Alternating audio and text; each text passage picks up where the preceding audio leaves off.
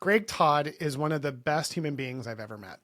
You today are going to get to hear him teach about the power of how to scale yourself as a leader so that you can grow infinitely. I'm not exaggerating.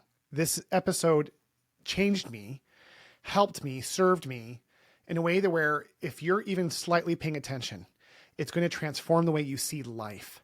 We talk about happiness at its core level. And as a leader and as an entrepreneur, these aspects that we're going to talk about are going to be so relatable, but yet so mind expanding that I am excited and honored to present today's episode. Enjoy the show. So we have Greg Todd today. This is a very exciting moment for me to be able to share the space with someone who inspired the Willpower podcast. Greg, thank you for being on the show today. Will, thank you so much for having me. And I appreciate you and I appreciate our friendship.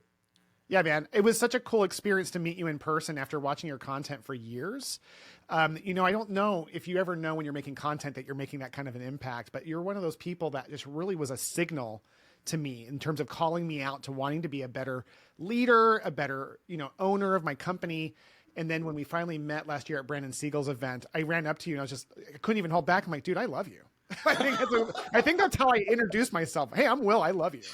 And you were so not weirded out by that, Greg. I was like, dude, he's just as cool as a person. I was really grateful for that. Well, to me, I think the biggest compliment is when someone initially finds out about you online and when they meet you in person, because this has happened to me. I've met some people in person that I have followed and maybe even revered or adored online, and I was very underwhelmed. I feel like the closest people to you should love you the most. And so the fact that you had been following my work online, and then when we met, you weren't underwhelmed means a lot to me. And I didn't know of you prior to just what Brandon had told me about you. And I was not underwhelmed when I met you. You're an amazing thank you. dude. What a huge compliment. Great energy. And people that are listening, our relationship has just built over the last 10, 11 months. And I'm really excited to see what things have in store for both of us collectively in 2026. Yeah, I am so excited. And like I mentioned, we have this growing audience of people overseas who are probably aren't as familiar as the PT owner audience. So if you could just give us an update what you're working on these days, I think that'd be a great way for them to get accustomed to you and your passions and what you work on. Yeah, so I'll give you quickly my backstory. My backstory is that I was a licensed physical therapist. I started as a physical therapist in late 2000. So I've been doing physical therapy for 25 years. I was not trying to be an entrepreneur. I was trying to just be the best physical therapist I possibly could. It wasn't giving me the thing that I thought it would give me, which was authority in my community, time freedom, financial freedom.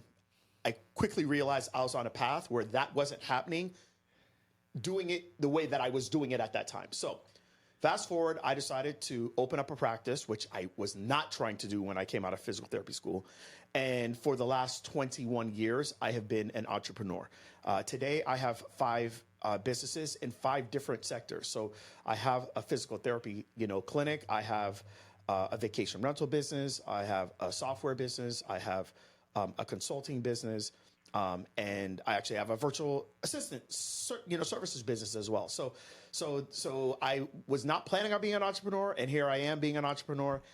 Today, I would say going into 2026, it is the same premise of what I'm trying to do for people, which is to help clinicians stop trading all of their time for money, which allows them to impact more people and make more income. And when you make more income, you're able to buy back your time. And when you're able to buy back your time, you just have options. You have options to do things, whether that is to help other people, whether that's to help yourself, whether that is to help your family, or that is to create more opportunities for more people, or maybe a combination of all of them.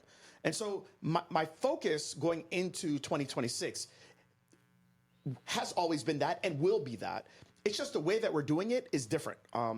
Today, we have access to tech. We have access to artificial intelligence.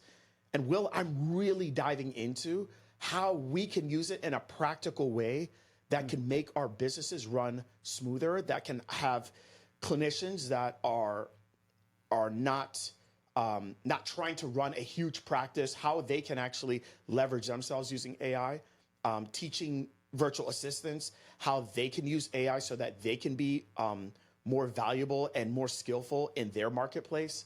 But really, that's a huge part of what I'm doing, is just teaching people and learning it for myself,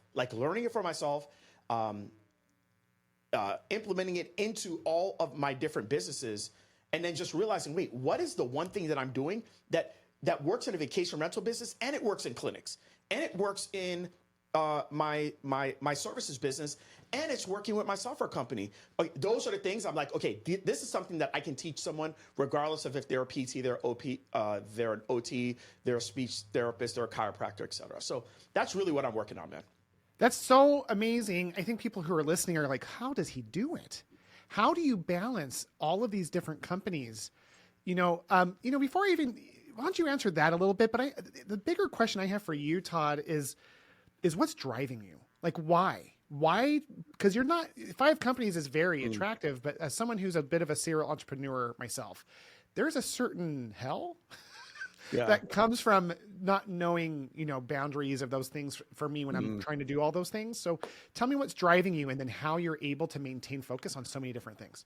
I'm gonna talk about the focus part, because I don't want, and then I'll talk about what's driving me after that. So how I'm able to do it, I don't want any of you to think that I'm really that special, because I'm not. Here's the reality. The reality is that of the 5 businesses, one of them I am operating on a day-to-day basis, and that is my consulting business. That's Smart Success Healthcare. I'm operating that on a daily basis, and that is funneling into 2 of the other businesses. So, I see. So they're really separate businesses, but they're more all like separate yeah. But really, now here's the deal: those other businesses are multi 6-figure businesses, but I have really good people that work with me. So I have one person, Andrew. He oversees the virtual services business. Okay, I have Brittany, who oversees the software company. I have a property management company that oversees our vacation rentals, right? And so I have different people, and then I have my business partner, Mike, who oversees my physical therapy clinic. So the reality is that, yes, I'm a part of all those businesses. I am a business operator. I serve as a consultant for 4 of them. I am owner operator of the 5th one, but I have really good people. And at the end of the day, anybody that's telling you that they have multiple businesses, I have a coach that has, he's involved in 27 businesses. The reality is that we're not working all day, all night. I honestly am working part-time. Okay. I'm working part-time. I just understand that there are 4 different levels of value in a marketplace. If it's okay, I'll quickly explain this. Yeah, please. Okay. So the way that it works is, we are all, in my eyes, and the way that, at least my belief system, we're all valued equally in the image of God, okay? So when I say this is not I'm more valuable than you or you're more valuable than me, but in the marketplace, value is looked at differently, okay? So there's implementation work, and implementation work is the lowest level of value. That's where you are trading time for money, and you're doing an activity as the value that you're bringing to the marketplace. So like I'm going to Park City, Utah next week, right? When I go to Park City, I'm going to go into an Airbnb, and I expect that Airbnb is going to be clean. I mean, I want it to be clean. You want to know, and by the way, it's extremely important. The people that do that are going to clean the property are the cleaners. Now, they're doing implementation work. Their work is extremely important, because I don't want to go in there with dirty sheets and a dirty comforter. Ruins the experience. Totally ruin the experience. So these people are very important, but they're doing trading time for money work. That's called implementation work. When I became a physical therapist, I was doing implementation work. My work was to evaluate patients and to treat patients, okay? But it is the lowest level of value. So you can make anywhere between minimum wage all the way up to $150,000, $200,000 a year if you just do implementation work. There are some outliers where you're a surgeon and you're making $300,000, $400,000 a year. But for the most part, implementation work is the lowest level of work. Okay. All right. Then you have the next level, which is unification. Unification is what I started doing about 2.5 years after I became a physical therapist. My boss, when I got my first annual review, she gave me a 1.5% increase in pay. And she said, and I wasn't very happy because at that time I was making under $40,000 a year, US dollars. Oh, yeah. And so I said, how do I make more money, Jen? And she was like, you have to become a director. I was like, okay, well, where do I get a job as a director? She goes, not here, because I'm your director. So I was like, all right. So guess what? Well, within 3 months, I left that job and I became a director. And that's what moved me up to Tampa Bay. Okay. I was living in South Florida. That's what moved me to Tampa Bay. What she indirectly was trying to tell me is that there's a higher level of value than implementation. That's unification. Right. And unification is where you are overseeing implementers. So for me working as a manager and overseeing other clinicians, or me working at a manager at Whataburger and overseeing other cashiers and other people that are cooks and cleaning the place, that is a higher level of value in the marketplace. So you make more money doing that, okay? So that is a unification level, and you make anywhere between, on the low end, $50,000 a year. On the high end, you can make $300,000, $400,000, $500,000 a year if you are the manager of a big Fortune 500, company. Okay. The next level is communication. Communication, your value is that you're using your mouth to be able to convey a message that is moving people to action. That message could be that you're an author and people are reading your message and it's moving them to do something. It's moving them to laugh, to cry, maybe to learn something new. It could be that you're a comedian. You're using your mouth to be able to convey stories. You're using your mouth to be able to convey stories that's creating an emotion. Usually that emotion is laughter. You could be an actress or an actor or a speaker or a salesperson. It's a higher level of value. Okay, those people that are not very good at it, they're making minimum wage to nothing. But the people that are really good at it make millions of dollars a year. Okay, sure. With all of that said, that's 3 levels of value in the marketplace. The reason why I'm able to have 5 companies is because in 4 of them, I'm operating at the highest level of value, which is imagination. Imagination is where I'm using my mind to solve problems. And of the 5 companies that I have, 4 of them, that's what I'm doing. I'm using my mind. It doesn't take a lot of energy. It just takes doing a skill set that I didn't learn when I became a physical therapist. Okay. And so I'm doing that for 4 of the businesses. And I'm even doing it for the consulting one because that's what people primarily pay me for. But I'm not doing a lot of physical work. So that's the reason why I'm able to have 5 companies. It's because I'm doing a different level of work. And that's something I didn't understand 25 years ago when I became a physical therapist, but I understand that today. Okay. So that's how I do it. All right. I'm not special. I'm just working at imagination work and I'm not doing as much implementation work because I understand with implementation work, I am using 2 limited resources, my body and my time. And you can't get more of it. But with imagination work, with creation work, I'm using what God gave me that he didn't give a giraffe and he didn't give a zebra and he didn't give that to a dog. I'm using my mind to be able to create solutions to problems that other people have. And he only gave that to us as humans. So I want to use a thing that is the greatest gift that God has given us because God said that I have created us in his image. And he is a creator, and he's a maker. So I would just tell you all to create as many things as you possibly can create and make as many solutions to problems as you can possibly make. And if you do that, you can have 5 businesses just like me and work part-time. Yeah, I love it. And it's so inspiring to see you objectively go through this process of how you've created so much. And I have been witness of that creative mind in motion. I've sat there and heard you ideate around problems, and it is something of an evolution, I think. I think it's interesting that to get to that point, there's a couple of paradoxes that I have realized in other people that is absolutely true with you, Greg, which is that true people true ideators, true imaginers or imaginationers or whatever, those people are able to do a couple of things in a way that are against the norm. One of them, and this is a concept you taught me, is this idea that people tend to fall into different categories in how they relate to each other. One would be transactional. Yep. One would be ripoff, and one would be go-giver. And so Right. could you talk a little bit about that? Because I think it's true that you have this ability to acknowledge that you are, again, humble about it, which I think is the other thing about it's counter what you would normally think. People who are higher up, you think would have more of an ego, but the most successful people I know are usually the most humble, realizing that there is a God or there's some other power involved. Right. In your case, talk about those types of transactions, because you were one of the most go-givery people I've ever met. Talk about that piece of it. Yeah, and I think the majority of us, we don't start out like that. It's like, okay, I'm going to do something and I want something back in return. And by the way, that's by default, that's pretty much how everybody is. We don't necessarily come out the womb that way, but we're definitely conditioned over time to be that way, right? Just think about it. You go to school to learn how to do a job. You do the job's supposed to pay you on an hourly basis. It means that I'm going to do something for you, but you're going to give me something back. Okay. So just by nature and just by the way that the system is set up, that's just how it is.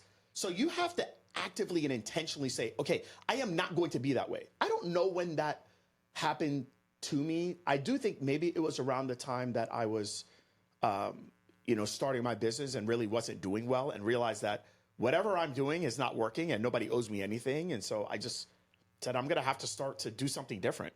And so I started to build relationships with people. Now, here's what I've learned over the 21 years of me being an entrepreneur. And this is something that me and you talked about in Miami last year, or early this year. There's givers, there's takers, and there's matchers. What was the third one? Givers, takers, matchers. Matchers. Okay. Yes. So let's kind of break this down. And by the way, this is something that was shared to me by someone that is that mentors me, and I respect this person at a very, very high level. So they said, Greg, here's how it works. For every 100 people that you know, you're going to get a group of them that are going to be takers. You're going to get a group of them that's going to be givers, and you're going to get a group of them that's going to be matchers. I said, okay, can you break this down even more to me? Because the takers part makes sense. The givers part makes sense. But explain the matchers. He says, okay, let's go ahead and let's break it down.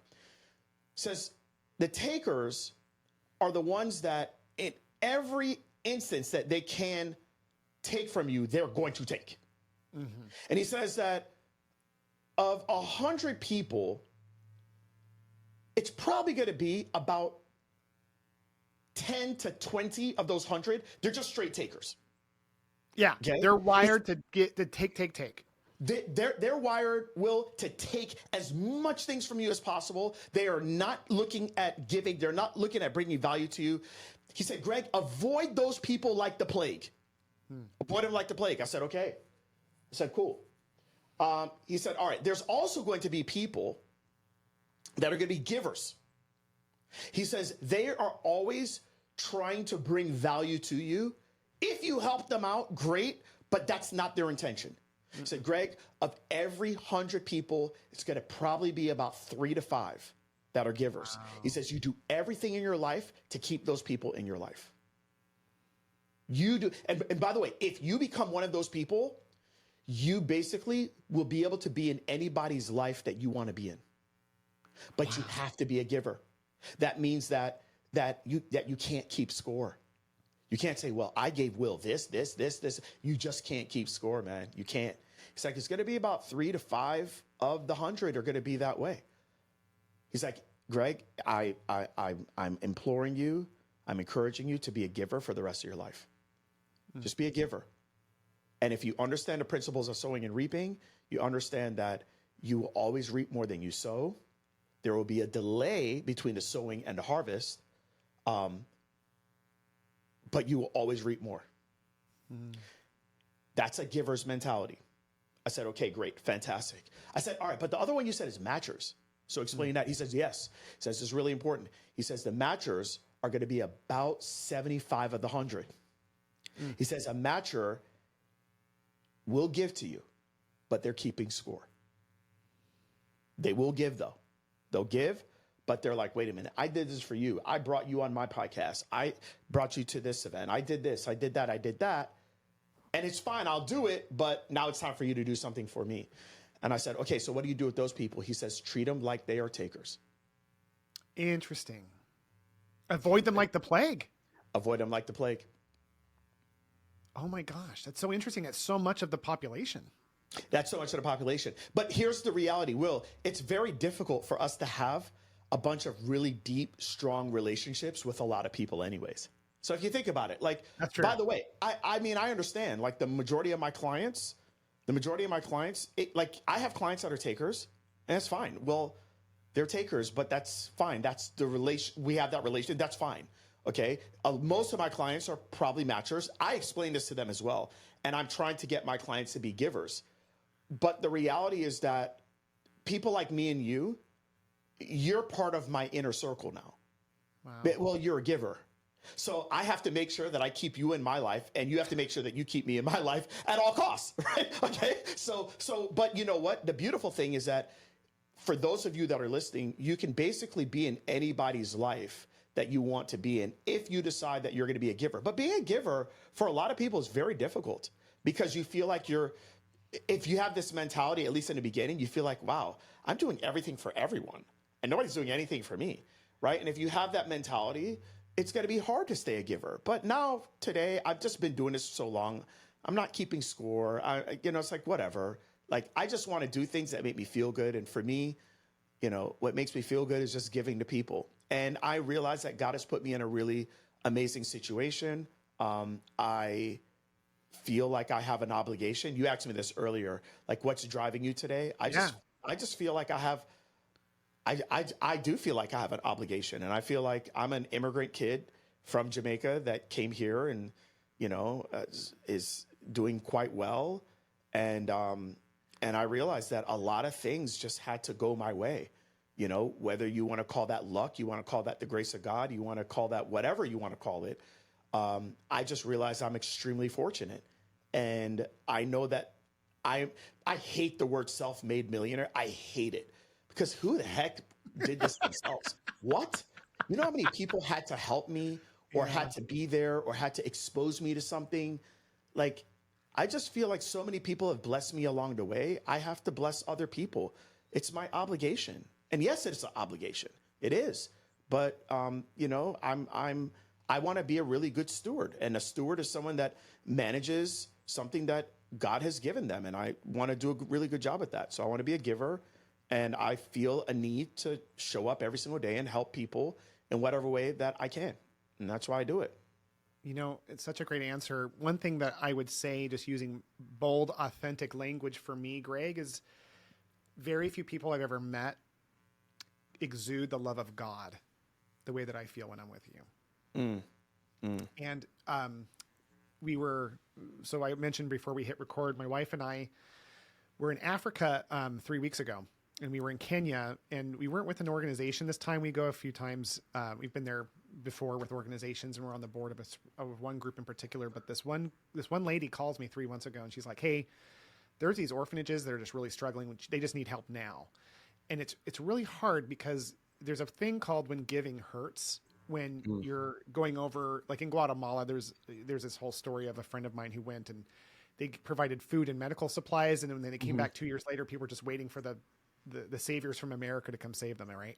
Wow. But this is a case where these kids were in dire straits. And so we went over there, and there were 3 orphanages that we visited, Greg. One of them was, one for physical disabilities. So it was a lot of cerebral palsy and lots of that type of stuff, but really poor conditions.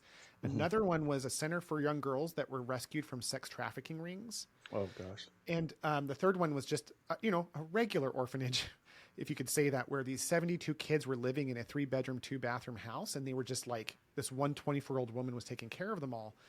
And, I'm going to try to get through this part. But the thing that I just want to say is that, like, as I talked to them, I was always just curious because they were so happy. Right. And that was the thing. I kept talking. I mean, I was just like, they were exuding joy and love. And you want to talk about go-givers. you'd show up and they didn't know if we were connected to money or anything like that. But, and so there was this one person in particular. I just said, when you were rescued, was it the food? Was it the love? Like, what was it? The shelter, the clothes, the education. What was it that helped you more than anything else? And she goes, it was spiritual nourishment.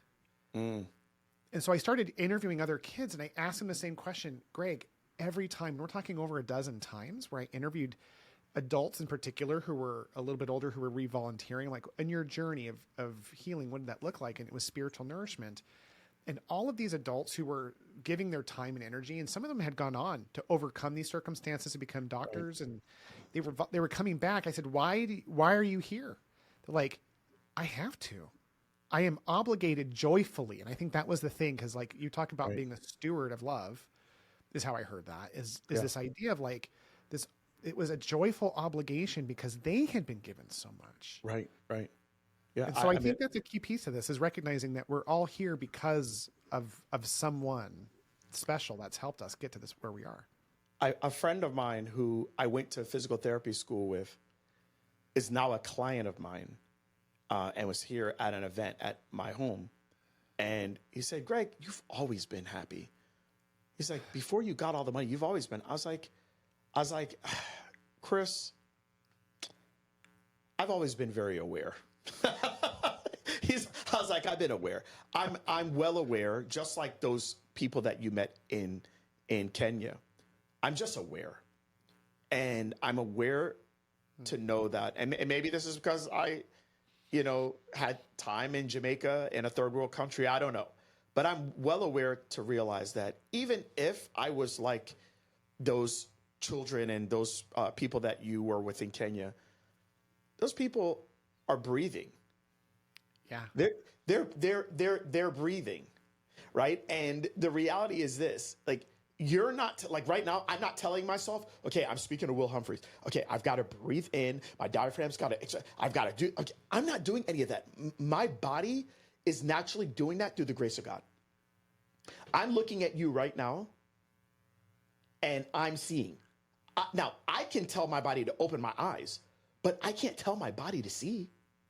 You just see. You see, like, it's just, if we're aware enough to realize that every day we're winning, and every day we have something that we have, whether it's knowledge, it's life, it's resources. We have something we can give to somebody else. If you're just aware to realize how much you have going for you, even if you're broke, even if you're $600,000 in debt right now with student loans, like, you still have so much that you can give to somebody else. If we could just harness and tap into that self-awareness, we can be just like those people that you met in Kenya. And they're aware enough to understand that, like, I have spiritual nourishment. Like, there's a lot of people that have millions of dollars and they have zero spiritual nourishment. And those people in Kenya are much more fulfilled and happy than somebody else. They're just aware to understand what they have in front of them. And unfortunately, many of us are stricken with a spirit of lack, and that we're so focused on what we don't have and not focused on the things that we do have. And and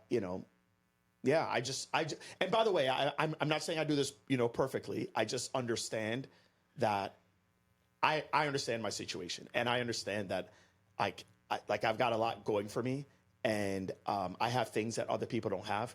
And it's my responsibility just to give those people at least access to the things that I have, or the resources to get the things that I know they want as well. That's it. Yeah, it's so cool because, what you've done too. I don't think that young physical therapist, Greg, could have ever seen the day where your reach has gone not just across an industry, but across the globe now to these virtual assistants. When I came back from Kenya, I couldn't help but be so happy It's like it's starting to, like, there's a buzz that kind of shifts after you come back, and you're repeatedly inundated with the world that is more this like lack of what you don't have. That's social media is a big Yeah. culprit of that. Yeah. But like for weeks afterwards, I just remember there were some things that went wrong in my world, and I was just like, "Oh, that's so great. We'll figure Yeah. that out." Like, Yeah. and I will tell you this as someone who's coached before, and I consider you a master coach, is that I think that some of the struggles that I still struggle with, and I think this is something that's really real for me, especially with kids, Mm-hmm. is that I can do that for myself really easy, where I am not happy and I still struggle, is when someone I love dearly can't see it or won't see Yeah. it. And how do you help clients or children or anyone in your world help that see that perspective? That is the foundation of joy, and the foundation of being a giver is understanding at your core that we have been blessed so much. Yeah, I think it's exposure. I think it's sometimes we can be so in our world, in our little bubble, and clients as well. It could be you, it could be clients, it could be myself. We're so in our world that the focus is so much on ourselves and not on other people. I know for me, when I feel low, I feel depressed, I feel I feel those feelings like you feel it. And I feel those at times too. I just know that the antidote for me is to give. And once I start to give, I start to realize not only how great I have it, but also I start to realize that when I am operating in more of a Christ-like manner and I am giving, a lot of those feelings, they go away. When I am not focused on myself and I am focused on others, those feelings go away for me. I can only speak for what works for me. And I just try to make sure that my client base, kids, my children, understand that when you do that, you will see that those problems go away. You went to Kenya. My daughter right now is on a missions trip in Costa Rica. And I told her it's her first mission trip. I said, Adri, you are going to get so much more from this trip than they are. I'm telling you right now, because you are going to see things. You are going to not only see things that make you realize how grateful you are for things that you might take for granted, but just the fact that you're going to be giving to other people, it's just going to unlock all those things, and it's going to take the focus off of you. That's it. You take the focus off yourself, you start to feel better. That's it, you guys. I mean, yeah, all the giving stuff and me saying giver, taker, matcher, I want you all to be a giver so you feel good. Yeah. You feel good. You just feel really good when you're giving, and yeah, it's great. So, Yeah, I really appreciate that. I received some very clear, in my world, revelation around something I'm dealing with personally to help someone else. Yeah. Because that was my question, is like, I know that for me, and I've actually had people before, Greg, go, hey, really, are you that happy or are you just full of crap? Like, I've had people legitimately like, why are you, and I don't even think I come across as that happy. I really don't. I think it's because of our life experiences, and we all have different spiritual gifts. Some of us are just, it's a spiritual gift to be given the clarity of just being aware of maybe what we've been given. If anything, that could be arguably one of the best spiritual gifts. Yeah. Because if you can see what you've been given, it just brings your spirits up. But helping another human being, right. Because like, it's great to give, but there's also this thing that when you're giving and you really care, especially when it's like a family member, it gets to a point where it's like, yeah, it's hard not to own their feelings. Like you really do want to be happy, but you also want them to understand what they need to do. And I just think that's great. Helping your daughter see that in Costa Rica was giving her that opportunity is big, but also kind of coaching her is like, hey, listen, this is what you're looking for. Right. It's huge. Yeah, it's huge. It's huge. And I just think it's there for every single one of us. You don't have to go on a mission trip to Costa Rica to find it. Yeah, tell me about that. It's right there for you. Okay, there's a program called 75 Hard. Now, I'm not telling you all you should do 75 Hard, but it is a program that was created by actually one of my coaches, my business coaches. He created the program. His name is Andy Frisilla. He runs a company called First Form. And I started doing this in 2021, okay?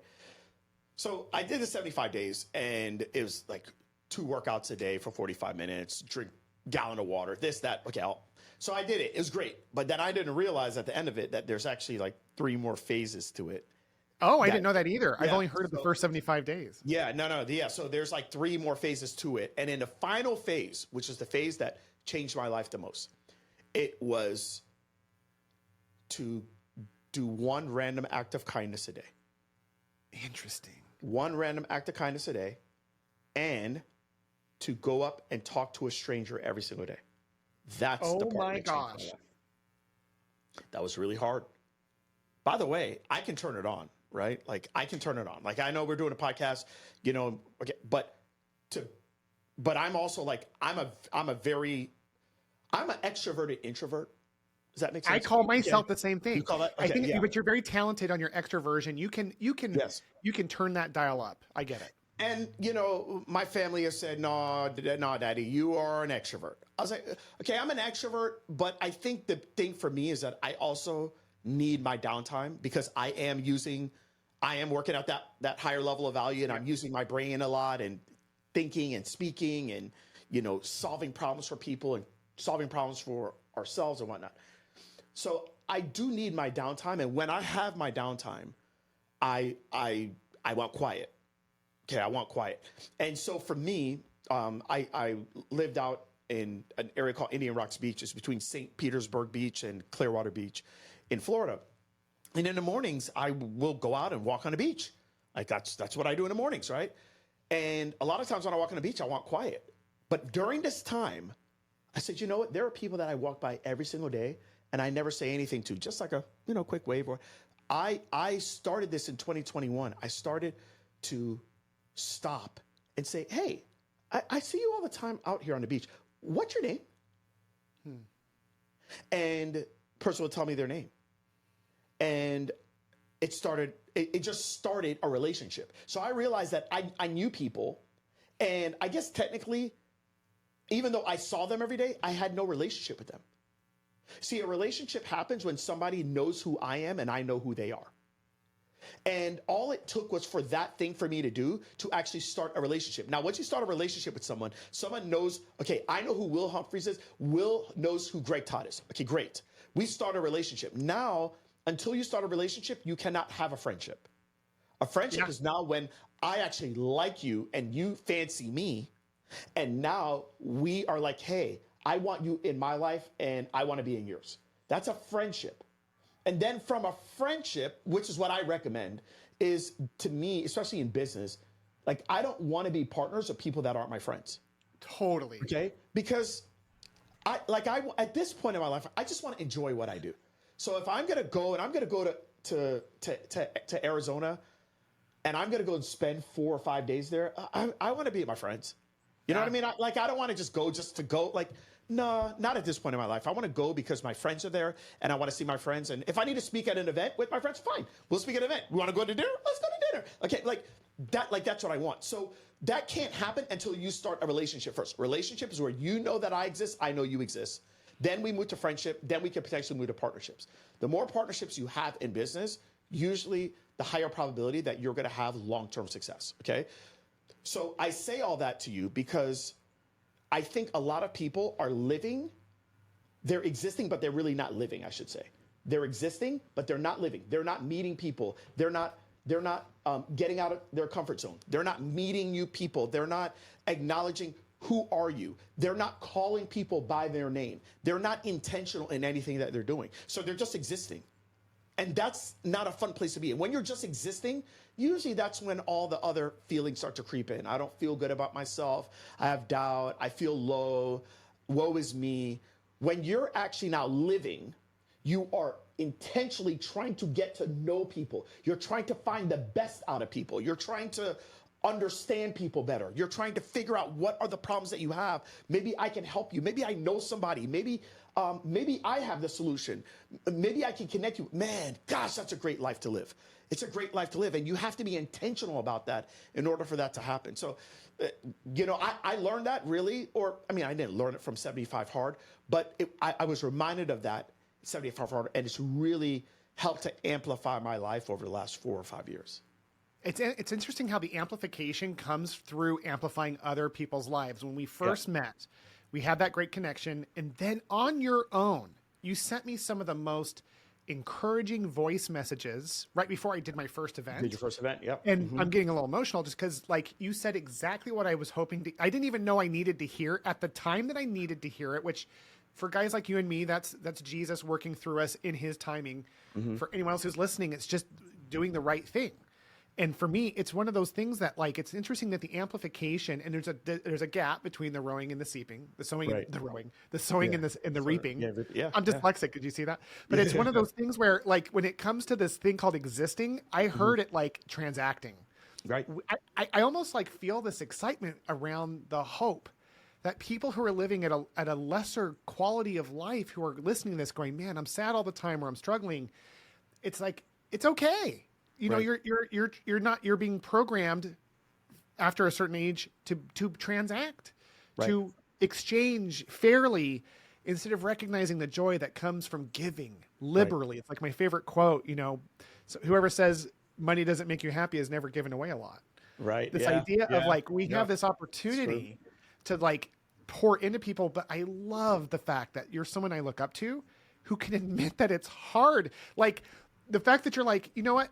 It's not your natural instinct to stop someone walking in Florida and start a conversation or relationship, but you're doing it because you believe in something, like a potential that there's something better to be experienced, and it's called service. Right. So you make that effort to make a connection, and like any other human being, you have enough repetitions of that feedback, it becomes easier in some sense, definitely like more able, because you're just like, I keep practicing this thing. Right. So anyone who's listening to this, like, well, I'm no Greg Todd, I can't talk as well as he can. Because honestly, that is intimidating to hear someone like you talk. It's like, no, he started just where we all did. We're all just trying to like find joy, and joy comes from the giving. And that means effort. It's a little bit of getting out of your norm and comfort zone to say hi to somebody. You guys, I need everybody to rewind that part of the podcast and listen to the last 2 minutes again. Okay, listen to it again. Okay, you just listen to it. Okay, do me a favor, go back again, listen to it again. Okay, is this your third time here? Okay, go back one more time and listen to it again. Okay, here's the deal. I need you all to understand this. I need you to understand that by that exercise that I told you that I started doing in 2021, that is actually what unleashed to a different level all of the gifts that I didn't even realize that I had. My impact has exponentially increased since then, working less, because I became more aware of the gifts that I had. Let me explain. Okay, so let's go back to the beach for a second. So I'm walking in the morning, right? This is super intimidating for me to go meet somebody, because you know what? At the end of the day, somebody could just blow me off, or I don't know what to say to them, right? It's not like going on a podcast where I'm going on Will's podcast and like everybody knows I'm an entrepreneur here, right? Okay, and if you didn't know, it's like he's going to introduce me. Like, this is my wheelhouse. I could talk about this stuff all day. And we haven't even talked about all the stuff yet, okay? We're like right now, we're just talking life. This, by the way, would be a conversation that Will and I would have off camera, okay? We're 100%. Just recording this right now. Okay, so let me kind of explain to you some of the beach mornings, what that would actually look like. So I would be out there. I'm scared as heck. And I'm like, all right, who am I going to stop? Who am I going to stop? So I would see this, like, I remember seeing these two ladies. They're probably in their mid to late 60s, maybe early, 70s, right? And one of the ladies had on a sling. So I'm like, hi. I was like, what's going on with your shoulder? Do you guys see that what happened there is I was able to say, okay, who can I bring value to this morning? And because I saw that she had on a sling, I'm like, wait a minute, I'm a physical therapist. Chances are she has something that maybe I can give her a tip with. It activated the value that I had that I would usually not even use that value during that time, but I had the intention to be able to say, I am trying to find someone that I can bring value to on this beach walk. So, okay, so you're like, well, Greg, I'm not a physical therapist. All right, hold on. Let me tell you what happened the next day. So the next day, I'm walking by and I see a lady and her daughter.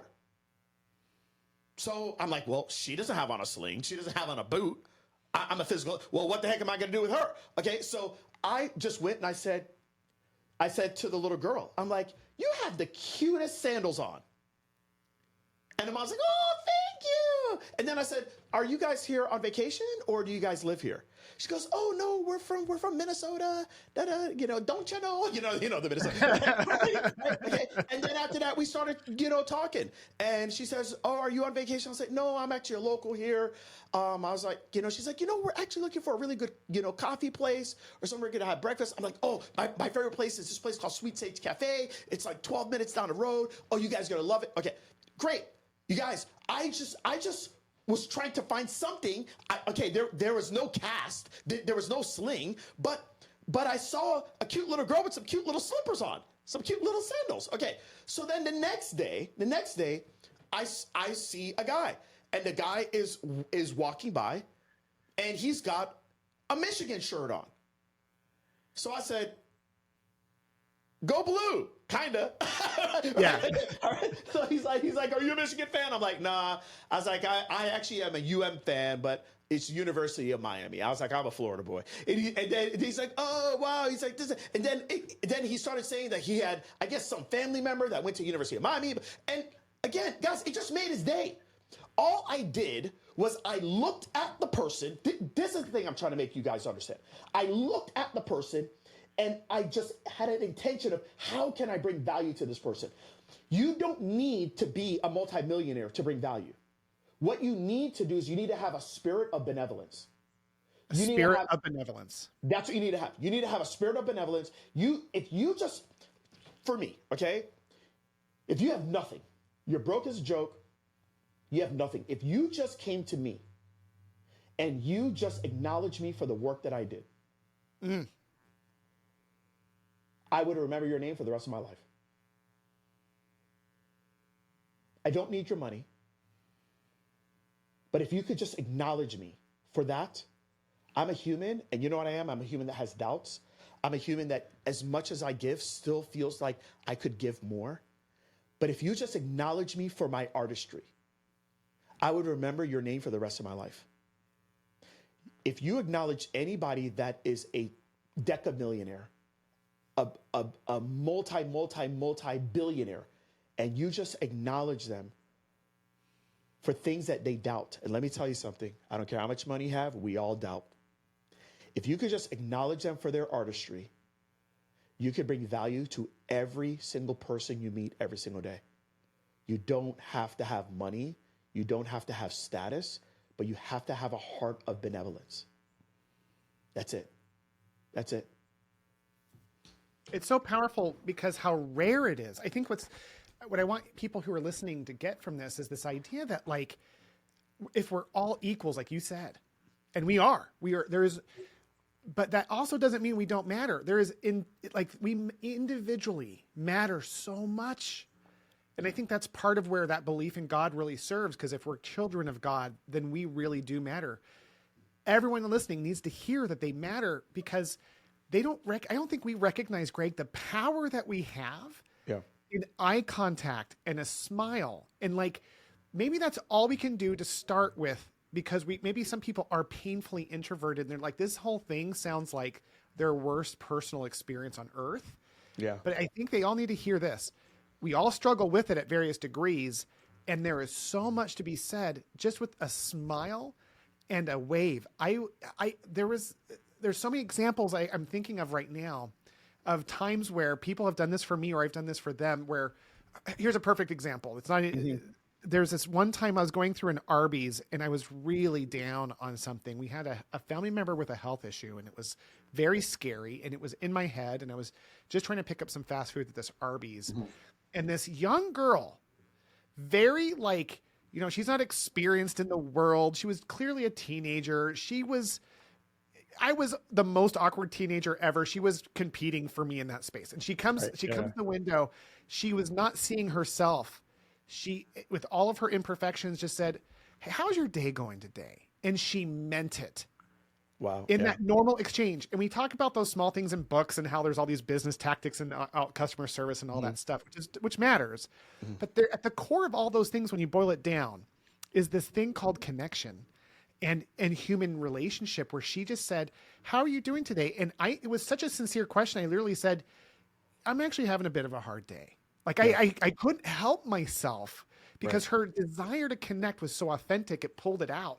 And she Right. said, I'm so sorry to hear that. I hope you have a good rest of your day, or at least a better one. And she handed me her food and I felt better. Greg, Yeah. like, to me, that's an angel. Like, that's not just like, wow, that was kind. It was transformative. I'm remembering it years later. I'm telling Right. you and hundreds of others and thousands of others, they can literally just, and ironically, that's the thing. That's the thing that we, It's if we're so, transacting in life and just existing, that we can elevate to by choice yeah. anytime we want.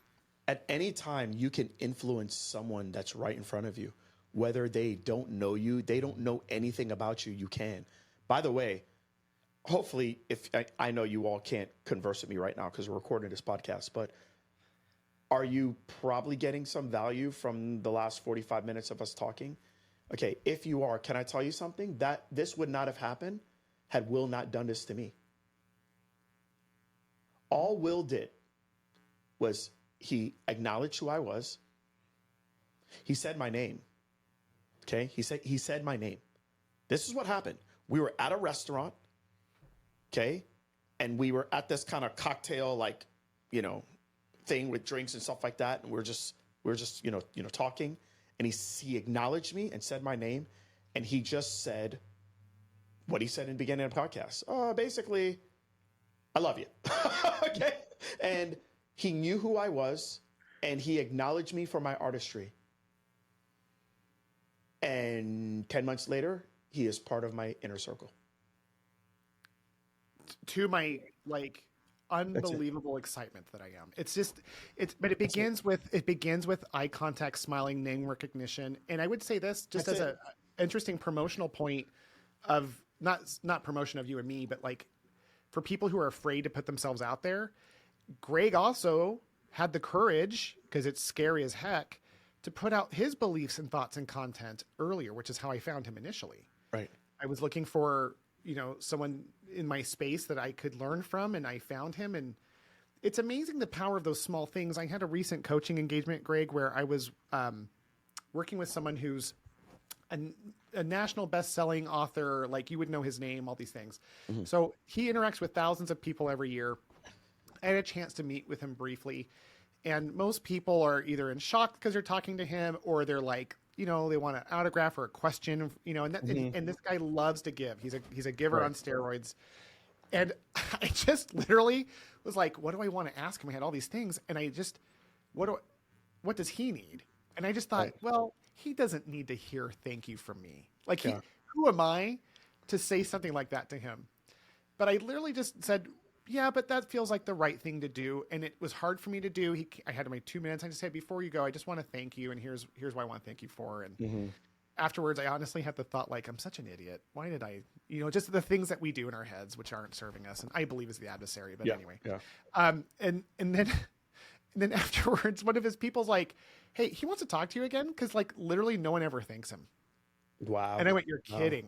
And so we had a chance to connect, and we ended up becoming like kind of connected. And I wouldn't say we're best friends or anything, but like, it's one of those things where it's like the power of just trying to acknowledge another human being. We, like you said it earlier, no matter what we think other people think, as long as they're givers, acknowledging them, they are on your level, because none of us are any comparable level to Jesus. Right. Like we're just all in this together as a family, doing the best we can. And when we share love, we're sharing God's love, and we're sharing that connection that allows them to grow. 100%. I just want everybody to understand it really is that easy. And I wish it's something I would have understood even earlier, that I have something of value to give to every single person that I interact with.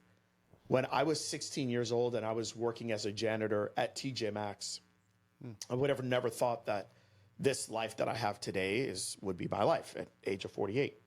But if I had one thing to tell that person, that 16-year-old boy, I would say, you have value to bring to every single person that you come in contact with every single day. And the majority of times that value is just acknowledging their artistry. That's it. And their artistry is what it is that they do to help the world, if you know what that is.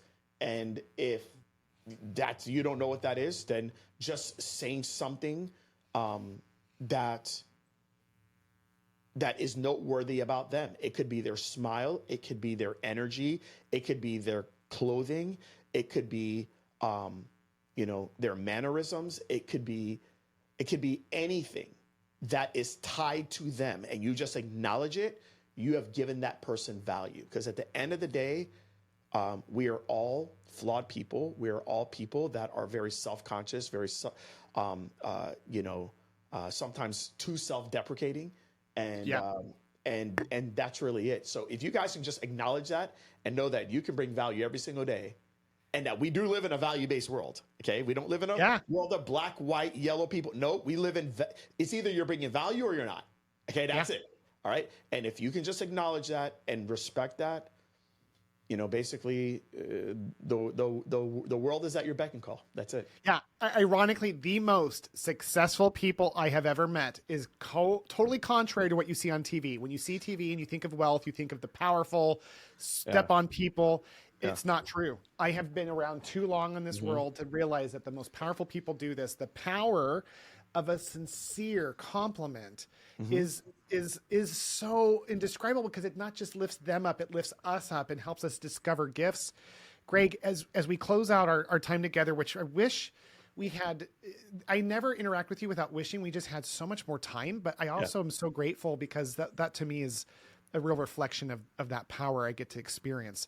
What is it that, so people who are listening, I told you we've got physical therapy, occupational therapy, speech therapy owners who are listening. We also have these Filipinos who are virtual assistants who are looking to create a better life for them. Can you describe a little bit about your world and how you serve people in those capacities?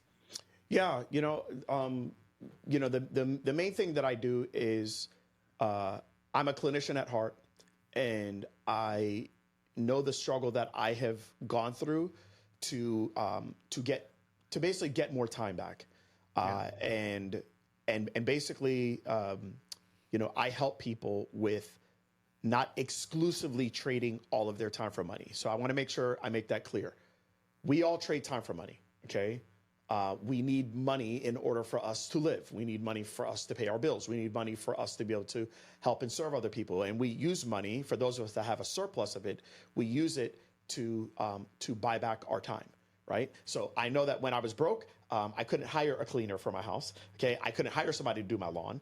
All right, so I had to go do the lawn. When I did the lawn, it took time. So it was less time that I can go and help people with the thing that I was the most gifted at. At that time, it was physical therapy, right? Because I had to go do my lawn, right? But then once I started getting money and had extra money, I was able to now pay somebody to do my lawn. And the amount that I paid them was less than what people were paying me for physical therapy. And if you can keep on playing that game over and over and over again, then not fully trade all of your physical time for money, it just gives you more options.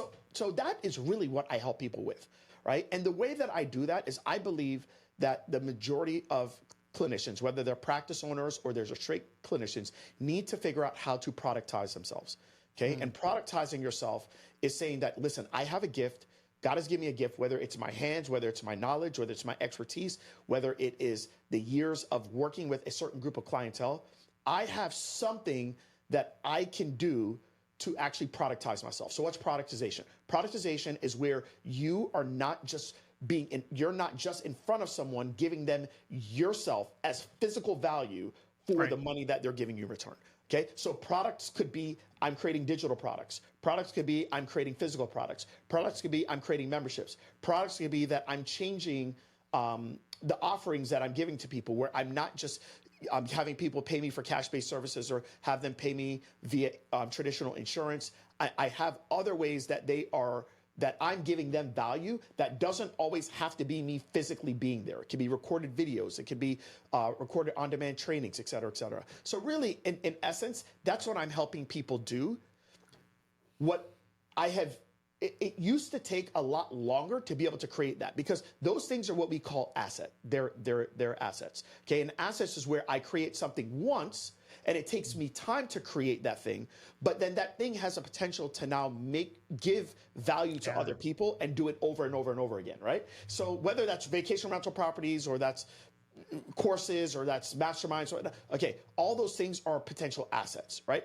What I'm doing today, Will, is I'm using artificial intelligence to be able to just create the assets a lot faster than what we used to do.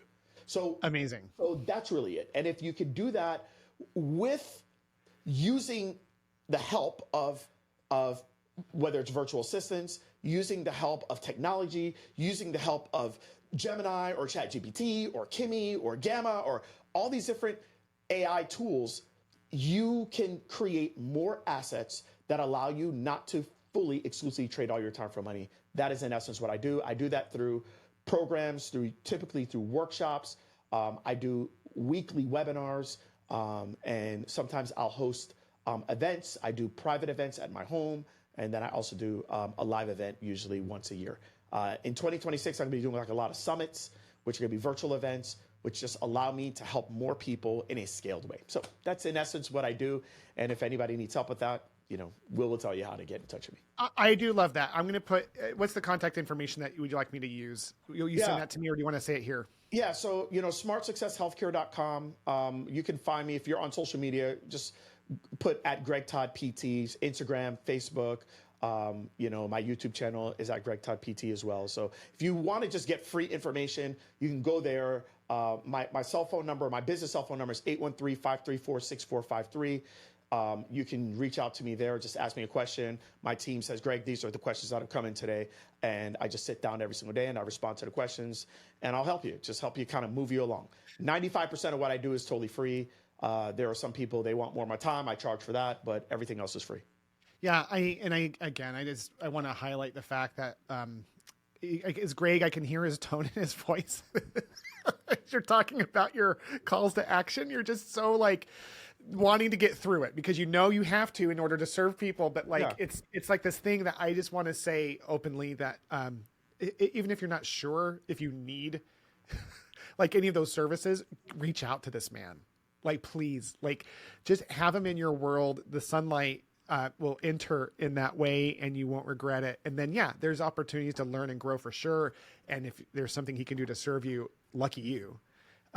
And ultimately just know that you'll be served so much more, that you'll find yourself like me, trying not to keep track, because I don't usually keep track of my efforts, Greg, but it's hard when I'm around someone like you who gives so much, because it's like, well, crap, Greg, I do like recognize how much of an impact you've made and things that you've done. I'm like, well, Greg wouldn't want me to keep track of that, but it's a powerful thing. So please reach out to Greg. You definitely need more Greg in your life. So Greg, thank you for being on the show. It's been such a gift.